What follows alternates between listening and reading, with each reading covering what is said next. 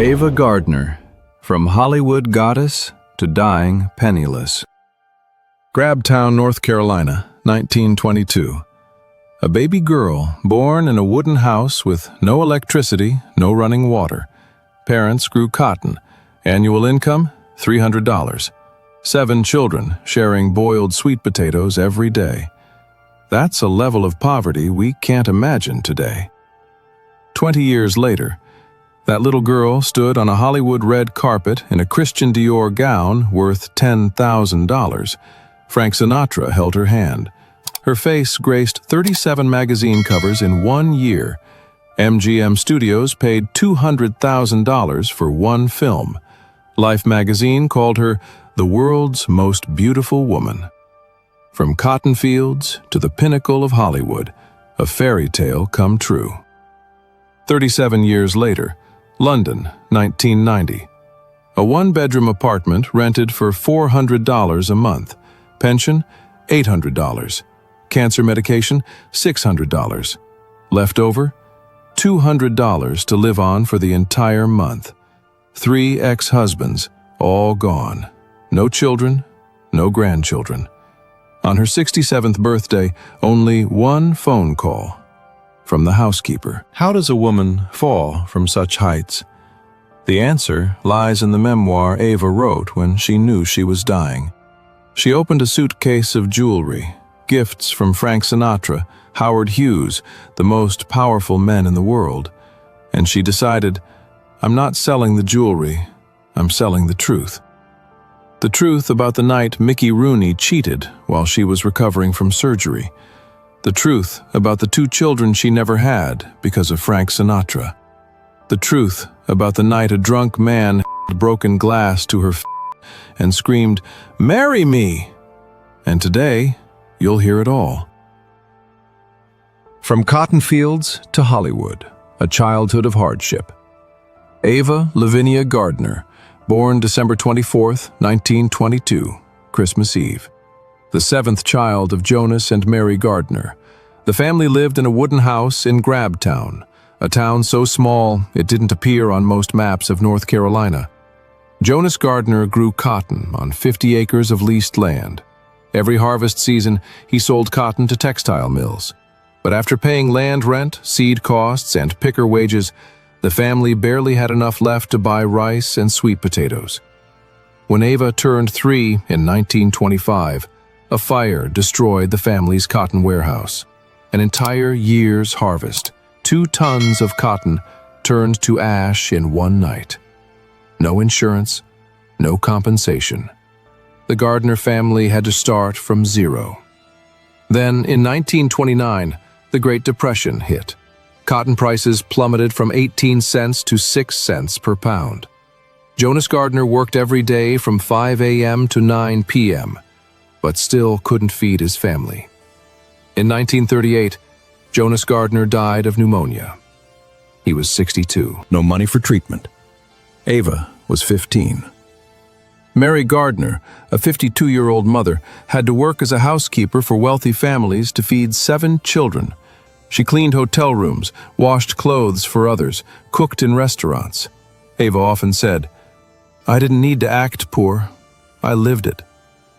And that poverty created something Hollywood couldn't teach: a desperate hunger to escape. The photograph that changed everything. 1940. Ava's older sister, Beatrice, married Larry Tarr, a photographer in New York. Beatrice moved to New York, and that summer, Ava came to visit. One day, Larry Tarr saw Ava standing by the window and said, "Let me take some photos of you. I'll display them in the shop to attract customers." Ava was 17, 5'8", long brown hair, green eyes. She wore a borrowed dress from her sister, stood before the lens, and didn't smile. Larry Tarr took 12 photographs. He chose the 3 best and placed them in the studio window on 5th Avenue, Manhattan. 2 weeks later, a man stopped in front of the shop. He stared at the photograph for 5 minutes. Then he walked in and asked, "Who is this girl?" The man was Barney Darnell, an MGM office worker in New York. He immediately called lawyer Al Altman in Los Angeles. July 1941. Ava Gardner was invited to fly to California for a screen test. She arrived at MGM Studios in Culver City. Screen test room. 15 people sitting behind a table. Blinding lights. Ava stood before the camera, trembling. The casting director gave her dialogue from a script. Ava read. Her southern accent was too thick. She pronounced can't as caint, I as ah. They turned off the camera. The director shook his head. The voice won't work. Too country. But then Louis B. Mayer, the MGM mogul, looked at Ava's photo and said 6 words that changed everything. She's this beautiful. Who cares about her voice? August 23, 1941. Ava Gardner signed with MGM. Salary, $50 a week. Terms. MGM owned all rights to her image, name, and private life. Today we call that an employment contract. In 1941, Hollywood called it ownership. MGM owned Ava Gardner like property. The training years. The first year in Hollywood, Ava didn't appear in films. MGM sent her to acting school, taught her to walk, taught her how to speak.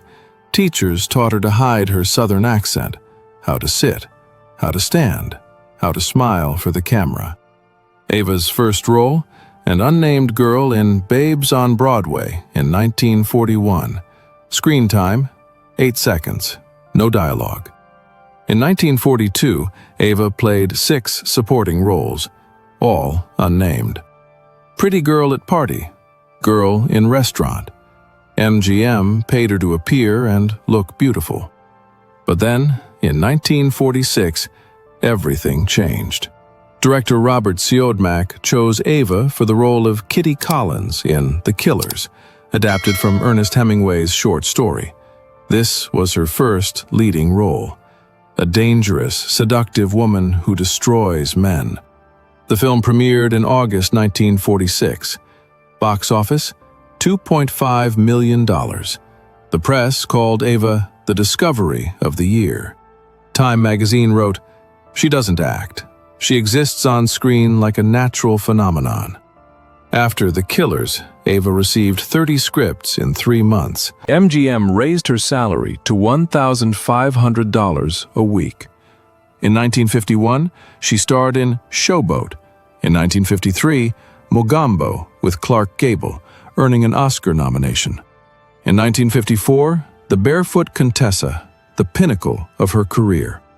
At her peak, Ava Gardner earned $200,000 per film, equivalent to $2.3 million today.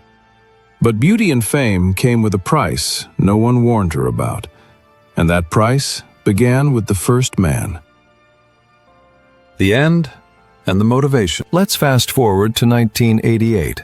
Ava Gardner, 65 years old, living at apartment 34, Ennismore Gardens, London. A 1-bedroom flat, rented for $400 a month. No more California mansion, no more New York penthouse. March 1988. Doctors diagnosed terminal lung cancer. 40 years of smoking, 3 packs of Winston's a day. Her lungs were destroyed. Pension from Screen Actors Guild, $800 a month. Medication, $600.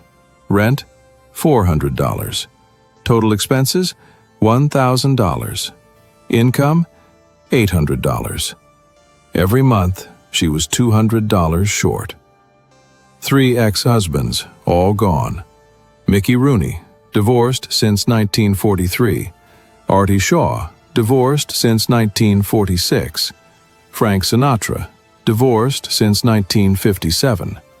No one sent money. No one visited.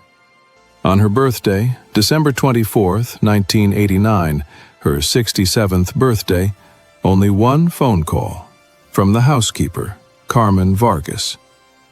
January 1990, Ava opened her jewelry case. Inside, a 5-carat diamond ring Frank Sinatra gave her in 1951. a pearl necklace from Howard Hughes in 1945, a platinum bracelet from George C. Scott, estimated value $300,000. She could sell them, pay all debts, buy medicine, live comfortably her final years. But Ava didn't do that. Instead, she called Peter Evans, a British journalist who had interviewed her in 1980, her voice hoarse from cancer. "Peter, I have a story to sell, but you must write the complete truth. No hiding anything." Peter asked, "Where do you want to begin?" Ava answered, "From Mickey Rooney, from Artie Shaw, from Frank, from all those who destroyed me." That's why we have this memoir. Not because Ava wanted fame, she was already famous. Not because she needed an audience, she needed money to survive her final months. And she decided, if she had to sell something, she would sell her own story. The Dark Secret, Mickey Rooney. Top of the list. Ava wrote, "The first man is always the most memorable, not because he was good, but because he taught you that love can be a lie." 1941. Ava was 19. Mickey Rooney was 21, but already MGM's biggest star. He played Andy Hardy, the perfect American teenager in a family film series. Salary, $150,000 a year. 5'7", energetic, always smiling. The entire studio adored him. Mickey met Ava for the first time in the catwalk practice room. He stopped, looked at her, and told someone nearby, "That girl will be my wife." The next week, Mickey invited Ava to dinner. She had never dated anyone, never kissed anyone, still a virgin. They dated for 3 months. Mickey bought roses for Ava every week, took her to Hollywood's most expensive restaurants, called her his angel. January 10th, 1942, they married in Ballard, California. Small wedding, only 12 guests. Ava wore a simple white dress with no bouquet. In her memoir, Ava wrote about the wedding night, "I knew nothing about it. Mickey had to teach me. He was very patient. That was the first night, and perhaps the only night, Mickey Rooney truly loved me." 3 weeks after the wedding, Ava discovered Mickey was dating a dancer named Judy. 4 weeks later, Ava found a love letter from another girl. 5 weeks later, Ava's friends called. "I just saw Mickey at a restaurant with another woman." Ava confronted Mickey. He laughed. "You think I'll only love you? You're too young, you don't understand men yet." February 1942. Ava had severe stomach pain. Doctors diagnosed acute appendicitis, needed immediate surgery. Ava was taken to the operating room. Mickey promised to be by her side. After surgery, Ava woke up in the hospital room. Mickey sat by the bed, holding her hand. "You're fine. I'm here." Day 2. Mickey visited for 10 minutes, then left. Day 3. Mickey didn't come. Day 4, the nurse said, "Your husband called. He's busy filming." Day 5, Ava checked out early. She took a taxi home. Opened the door. Strange perfume smell. Messy bed. On the pillow, a long blonde hair. Ava wasn't blonde. When Mickey came home, Ava asked. Mickey didn't deny it. He said, "You were in the hospital. I was lonely. I needed someone." In her memoir, Ava wrote, "At that time I thought it was my fault. I thought I wasn't good enough, not attractive enough. I tried to become more seductive so Mickey wouldn't have to find someone else."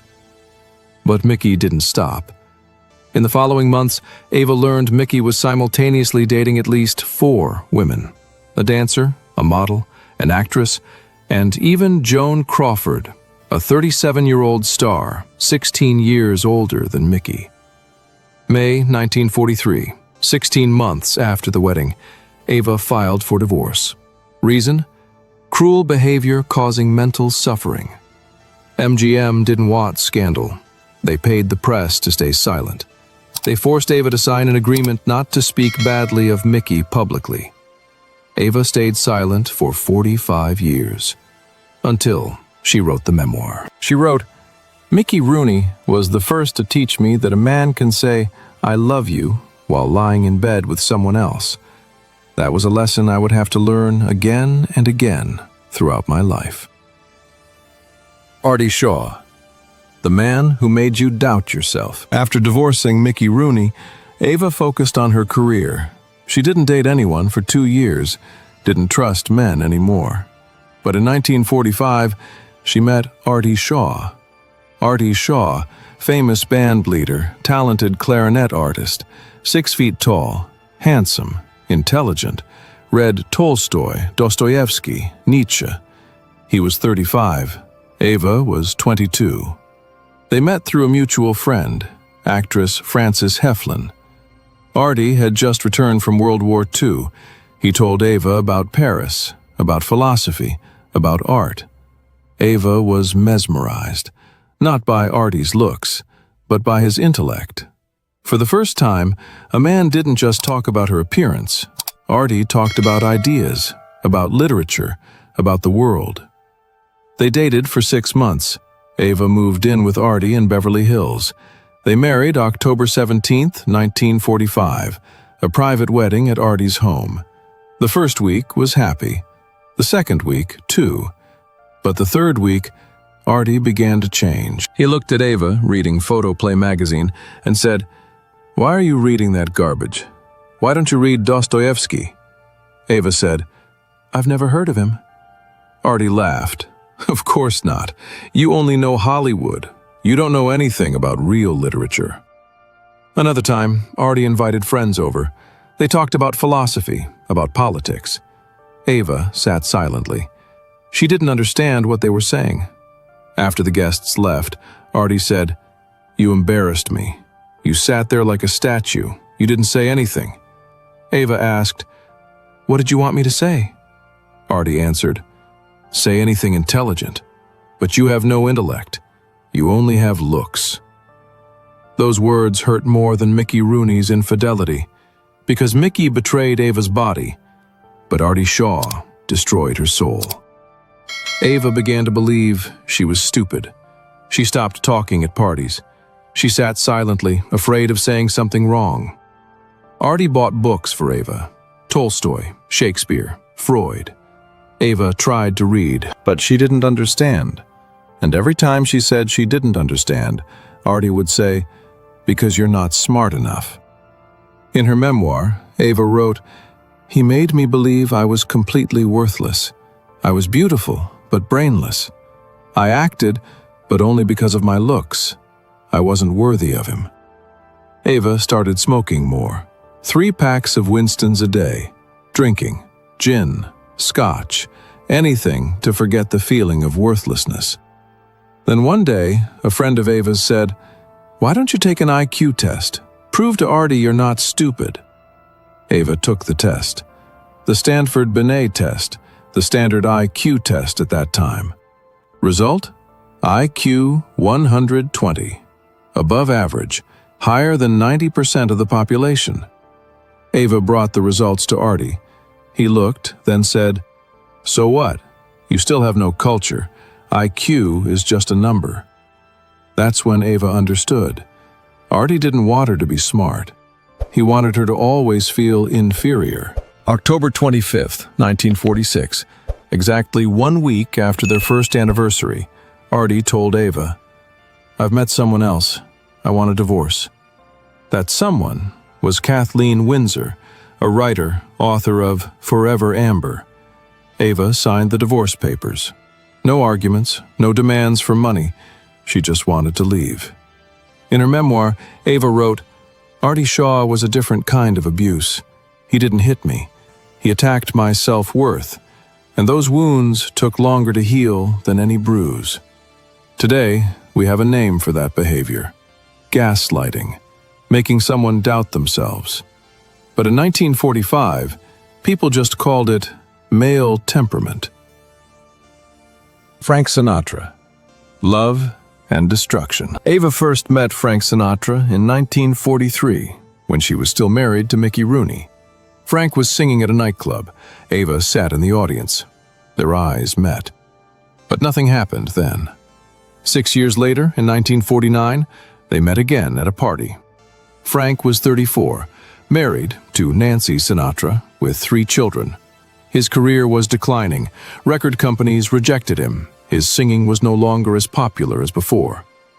Ava was 27, at the peak of her career, just divorced from Artie Shaw, didn't believe in love anymore. But there was something about Frank Sinatra that Ava couldn't resist, perhaps because he didn't try to impress her. He didn't compliment her beauty, didn't talk about her career. He just said, "I like the way you look at me." They began dating secretly. Frank was still married.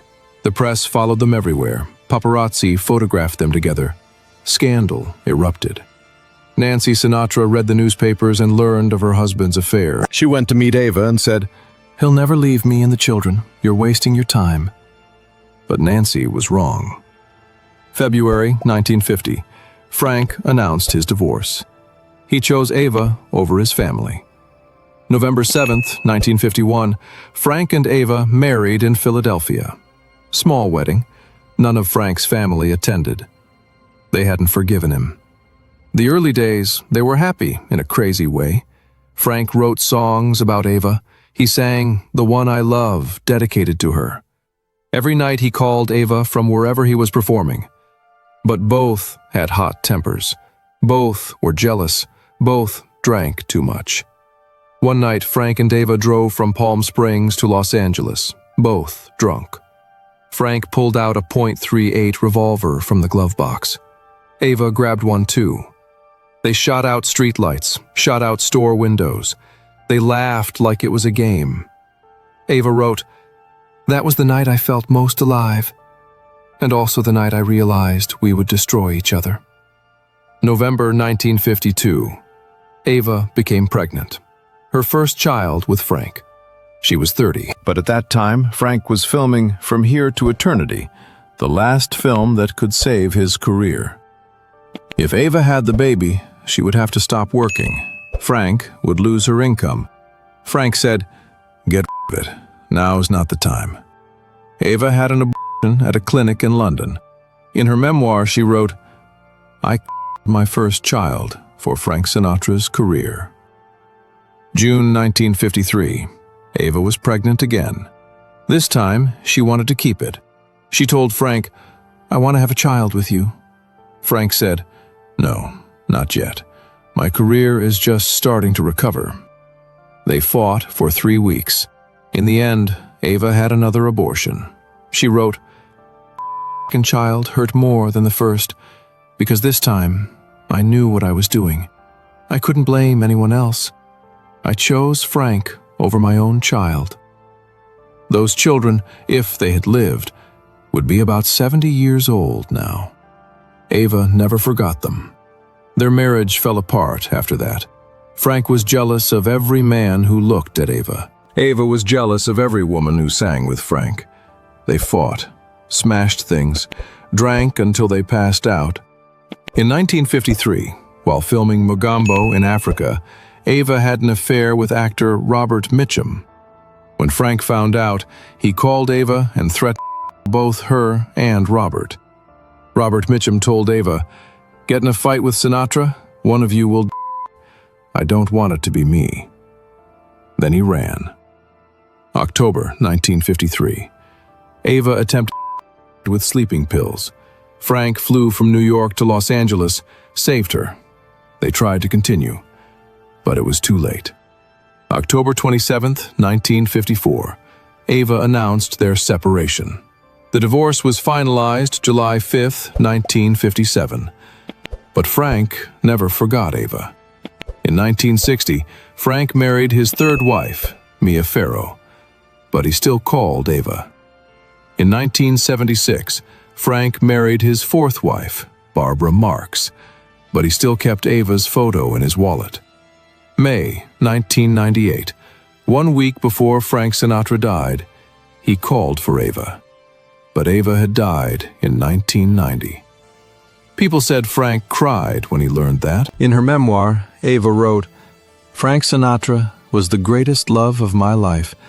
But the greatest love isn't always the best love. We loved each other in a destructive way, and in the end, we destroyed each other. George C. Scott, The Night of Terror. After divorcing Frank Sinatra, Ava never married again. She was 35. 3 failed marriages. She decided not to believe in marriage anymore. But she still dated. In 1964, she met George C. Scott, a talented stage actor. He had just played General Patton, the role that earned him an Oscar nomination. George was 6 feet tall, deep voice, intelligent.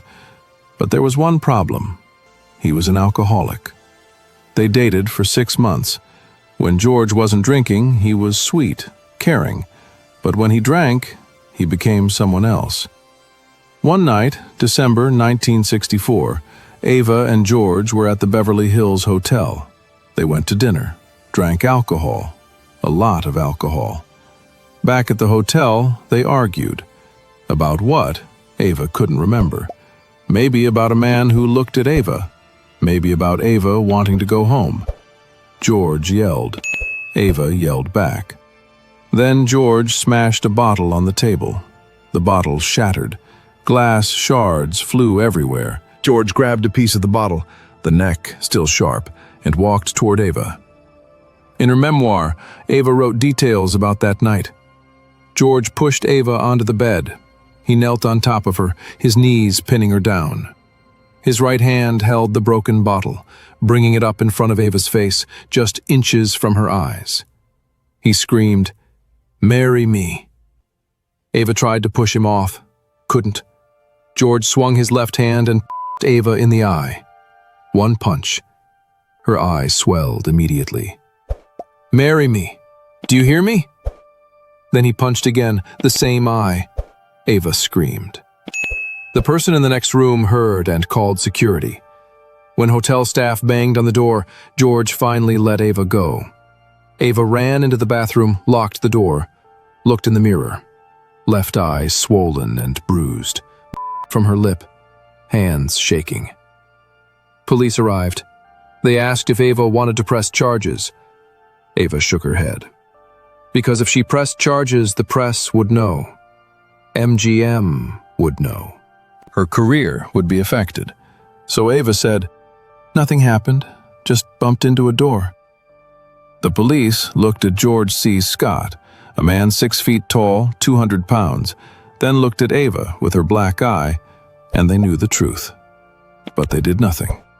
Because in 1964, domestic violence wasn't a criminal offense. It was just a family matter. Ava ended the relationship with George C. Scott after that night. In her memoir, she wrote, "I finally understood. I was addicted to dangerous men.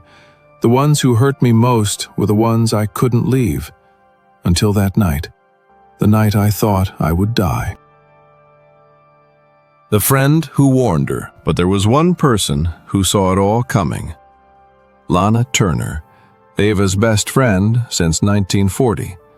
2 girls who started their careers at MGM together, who went through failed marriages together. Lana married 8 times. She understood men, and Lana had dated both Artie Shaw and Frank Sinatra before Ava met them. In 1945, when Ava told Lana she was going to marry Artie Shaw, Lana held Ava's hand and said, "Honey, don't do it. I've been with him. Artie will make you feel stupid. Every day he'll tell you you're not smart enough, not cultured enough, until you believe it." Ava didn't listen.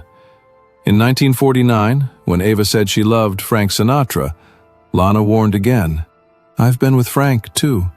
He'll break your heart. Frank doesn't know how to love without destroying. Leave while you still can." Ava still didn't listen. In her memoir, Ava wrote, "Lana warned me about everything. She had been through what I was about to go through. But I thought I was different. I thought my love would change them. I was wrong." Ava Gardner died January 25, 1990, in London. She was 67. Terminal lung cancer. 3 people attended the funeral: housekeeper Carmen, a friend from Spain, and her lawyer. No Mickey Rooney, no Artie Shaw, no representative for Frank Sinatra. Frank sent a bouquet of white roses with a handwritten card. "I'm sorry." Too late. The memoir was published in 1990, after Ava died. Title: Ava, My Story. Peter Evans wrote it based on 40 hours of interviews. In the final pages, Ava left a message. "I don't regret loving them. I only regret confusing passion with love and pain with devotion. If there's one thing I want to tell young women, a man who makes you cry more than he makes you laugh is not your soulmate. He's just your lesson." And these are the lessons Ava paid her whole life to learn. Lesson 1 from Mickey Rooney. A man who says he loves you but isn't faithful is not your man. Lesson 2 from Artie Shaw. A man who makes you doubt your own worth is not a man you should be with. Lesson 3 from Frank Sinatra. The most passionate love isn't always the healthiest love. Lesson 4 from George C. Scott. When a man raises his hand to you for the first time, that should also be the last time you see him. Ava Gardner went from the cotton fields of North Carolina to the heights of Hollywood, then died alone in London. Not because she lacked talent, not because she wasn't beautiful enough, not because she wasn't lucky enough, but because she believed a man's love would complete her. And she spent her whole life searching for that in people who could never give it to her. But there were Hollywood stars who found true love. Grace Kelly and Prince Rainier, 26 years of happiness. Paul Newman and Joanne Woodward, 50 years never leaving each other. What was their secret? Were they just luckier than Ava? Or had they learned what took Ava a lifetime to understand? True love doesn't break you down. It makes you whole. If you've ever loved someone who made you doubt yourself, you're not alone. If you've ever stayed with someone even though you knew you should leave, you're not weak. You're just learning the lesson Ava Gardner paid her entire life to teach us.